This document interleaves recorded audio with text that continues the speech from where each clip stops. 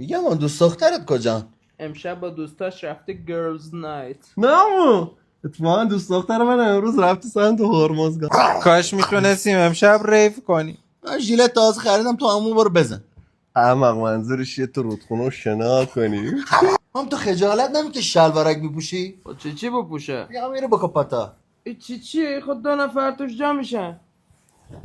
آره تو چی داری میخوری؟ استرامبوله. سگ استانبولی میذاره لاینو. تو داری چی میخوری؟ برگر 1060. از کجا معلوم داری شخصیه؟ بیا. برو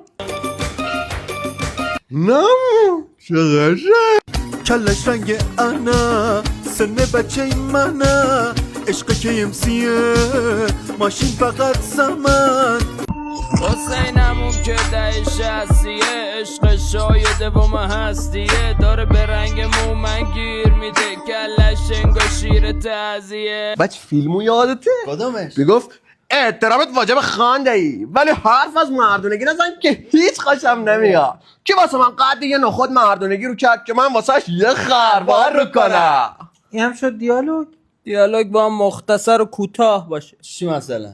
یا ما تسه کداسای هم شما اصلا نمیتونین دو کلام حرف بزنید. نمیتونیم پشت خود معرفی که آمو ببینه. حسین هستم. سیویلان فقط در اومدم دل 1060 ها رو ببرم. نه چه قشنگ.